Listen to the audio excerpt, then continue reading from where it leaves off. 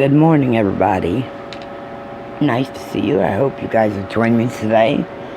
And if you like my video, please like and subscribe if you would. I'm coming today to talk to you guys about addiction and recovery. Today, I'm just bringing a little bit about the process, as we all know, is relapse. And I want to talk about the fact that that it's okay to have relapse and not beat yourself up over it, because 9 times out of 10 an addict is going to relapse in order to heal and recover. And to be honest, the statistics will pretty much show that 9 out of 10 people don't make it as a sober living recovered addict fully for the rest of their lives once they put it down. Do I believe that? No, not so much. I had 10 years under my belt of sober time. I was a 23-year addict, and I had 10 years under my belt of sober time, and just recently, more recently, not that recently ago, but I had relapsed twice. And at first, I beat myself up so bad. And then I had to think about it and say, it's been 10 years, and sometimes relapse occurs when this is an excuse that a lot of addicts use too, but we want to escape from life itself. And I was around a lot of addicts on a daily basis, and it was hard to watch everybody checking out, and I was the one fighting to be strong. And life gets to you after a while, and I was going through a bad relationship and a bad breakup then, also a divorce from a little bit beforehand. I pretty much lost my best friend. Well, gave up my best friend, gave up another best friend, because of the negative energy that they were bringing me. Not saying they're negative, I'm just saying it was toxic as a whole. And I said, oh shit, sorry you guys, I just screwed that all up. I gotta plug this microphone back in. Shit, you guys, I am so sorry. Okay, now let me try that again. Okay. Anyways, hopefully I didn't just ruin that. And if I did, I'm sorry, but that was a stupid microphone thing. I'm new with this microphone and the headphones, and just testing it out too. But anyways, what I was saying was, I'd been through a lot, and I just wanted to check out. And that's not the answer, number one. Because if anybody's to preach about it and usually practice what they preach up until then, it would be me. And that is, to escape is not going to get rid of your problems. If not anything, it's going to make them worse. They're only going to be there when you come back down to life, and they're going to be worse. Because then not only do you have your problem, you have a problem on top of it, which is finding out if you're going to want your next fix, or if you're going to want to continue down the road of your addiction. After relapsing twice, I knew I couldn't do it no more, because I knew that I would end up liking it again, or just falling even victim to the saying, I need it to, cope or whatever. Not true. Not true at all.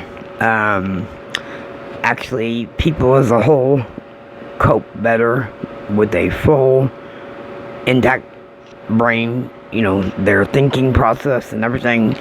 Believe it or not, your thinking process is so much compromised when high on anything. Any substance that is not your normal,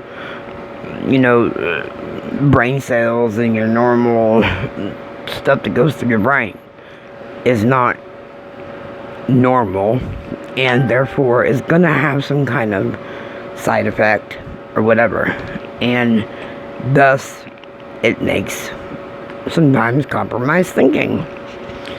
A lot of us being, me at one time in my life, used to always say the normal, addict's favorite line, "Oh, I got control," or, "Oh, just this last time and that'll be it." It don't work that way. I think when I first started out being an addict, when I was, 12, my line was, "I'll only do it this once." 23 years after that, there I was saying, "I'll only do it this last time." Yeah, no, it don't work that way. And I honestly am a believer that a person will not get better with rehab or whatever unless, rehab will help some, but they have to be in the frame of mind that they want to get better. They cannot have it in their mind as one last hurrah, or let me go have this weekend before I go in, or want to get better, let me do this or that one more time. That's somebody that's not wanting to get better yet.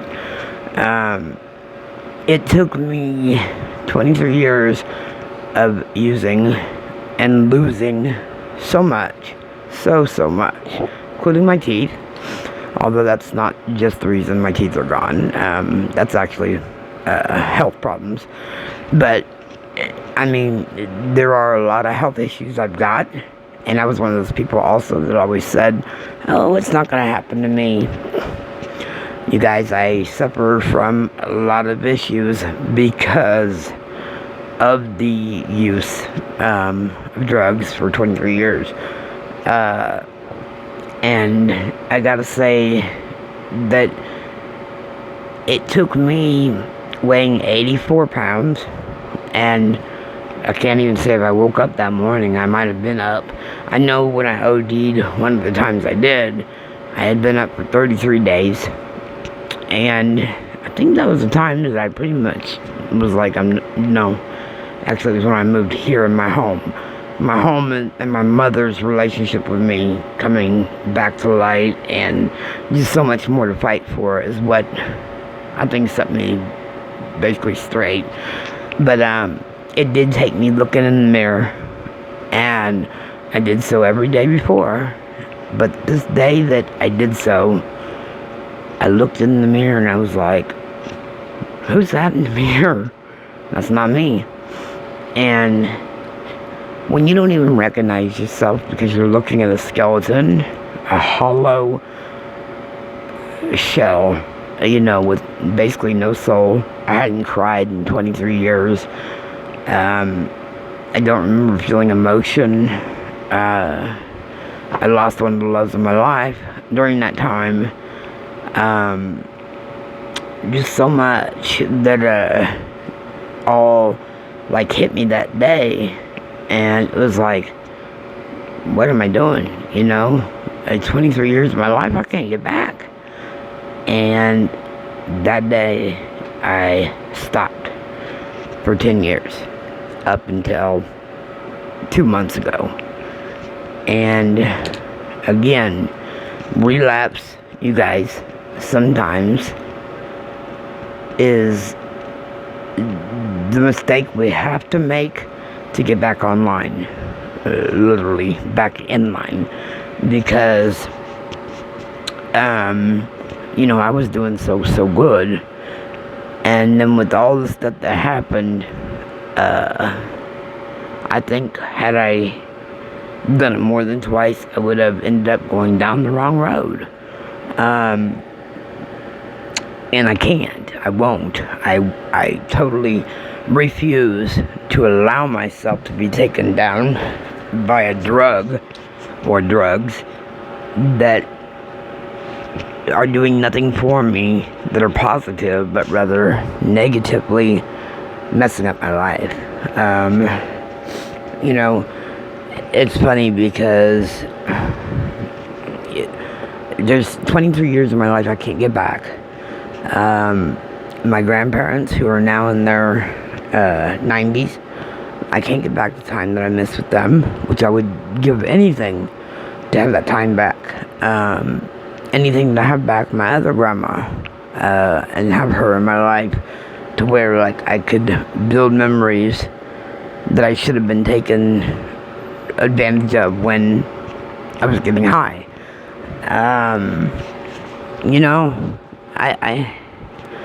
I just wanted to bring on the stress of it's okay to not be okay, and it's okay to be depressed and all that, but please, people, don't compromise it by using. Because nowadays, too, you don't even know what you're putting in your body. Really, you don't. Nowadays, you can get a hold of a line, a hit, whatever it may be that you do, and do the wrong thing. You're doing rat poisoning, or you're doing, some under the cabinet bathroom Drano cleaner, you just don't know anymore. And it's not worth your life. It's not worth the fact that it may not be your life. It may be a part of your life that you can't get back, but yet makes you completely not able to function yourself. I got drop foot. They don't know if it was, it's called idiopathic drop foot neuropathy, which means unknown cause, but the most likely cause of it would be drugs or medications, which I didn't abuse medications. That's one thing I didn't do, and I don't do. But that drug part is the part that I choose to believe it probably was, because I used so much every day. And I'm sure that's what, did pretty much what all has been done to me physically back from the past. I don't walk right now because of that. Drop foot is something a lot of people aren't familiar with, but I was in a wheelchair for 5 years, and I was told I would never walk again. And by the grace of Jesus Christ and God Himself, I walk, I dance, I can run, but it hurts, constantly in pain. I shattered my femur into a million pieces because I had drop foot and was up on my feet again, but was not fully able to walk yet, and was trying to get fast through my house, which is hardwood floors, and I've got bad bones, and I guess I was going a little too fast, and I fell, and I shattered my femur into a million pieces. So now I have a rod and 5 pins. So needless to say, I blame a lot of that on drugs, the drop foot, the neuropathy and stuff. And again, that's one of those things that you say, not gonna happen to me. Bullshit. That's all I gotta say. And I would show you guys the scar on my stomach, which makes me wonder at times, was that another part of what was left from being a drug user for so long, which I died on the table with that. And it literally, the way my stomach was put back together, because they ripped into me to save my life. Well, I mean, they lost me, but they had to resuscitate. But they put me back together wrong. I suffer from so many stomach problems now, it's not even funny, and every time I go in, there's something wrong with it. And they always say, well, your stomach is such a mess. You know, the way it's put back, it's not gonna never be normal. And I'm like, great. But my main reason was to come on here and show you guys you can beat addiction. You have to believe in yourself. You have to have positive people in your life, okay? You can't put yourself around other addicts when you're trying to get better. I learned that the hard way, trying to get clean a long time ago, before I did get clean. You cannot put yourself in negative situations. You know, don't go to parties because you're going to use. Trust. It's a given. I mean, if people are doing dope in front of you, you're bound and determined you're probably going to use dope. And I want you guys to know that if you do make a mistake, don't kick yourself in the head for it. Pick yourself up, dust off, and keep fighting. You're worth every bit of it, okay? Don't ever let anybody, tell you you're not worth it. Sorry, guys. Or that, you're not going to be able to do it, that you're never going to be clean or whatever, that you're a loser, whatever, because people, you don't need them. You're only what you make yourself. And, I mean, I've got my small empire that I've kind of built up on my own, with the help of my family, my parents. But I'm saying, I've got my self-worth back. I've got a sense of just peace now, because I don't have to wake up daily and wonder about who am I going to get high from today? Who am I going to go out and contact today? Where am I going to go sell today? Nah. You don't have to worry about that every day. You can actually wake up and breathe. Thank God you're alive another day. And not have that warfare going on in your life with the addiction. I won't say anything about marijuana, because to me, marijuana, it's legal in some states. Here, for one, medicinal marijuana, it works wonders for some people. The rest of it, if it's not natural, I'm just not down for it. But I just want y'all to know that, I have helped many people that have come along my journey. I have brought people in my home and got them through being addicts. I've helped several people become clean. There was only one person so far that I've not been able to help, and for 20 years I fought that battle with that person and just couldn't win that battle. But I still pray daily for that person, even though we are no longer friends. She still crosses my mind, just to know that I hope she's safe, and I hope she just never overdoes it, because it's just not a fun life. It may be fun for the brief time, but it's only fun for the brief time. And staying high only lasts for a day until you gotta go get high again. You go up 2 steps, you fall down 4, and you only come up 1. You're losing every time, okay? So, please, people, stay strong if you're fighting to be recovered. If you're trying to get recovered, keep working towards it. It will come. Like I said, don't kick yourself if you relapse. And just know that so many benefits you will reap once you get to that other side of recovered. And it's well worth every bit of it. You may have to experience real life emotion, real life feelings and tears and pain and stuff, but you know what? It makes you human. It means you're human. To not have emotion, then you're not living your life.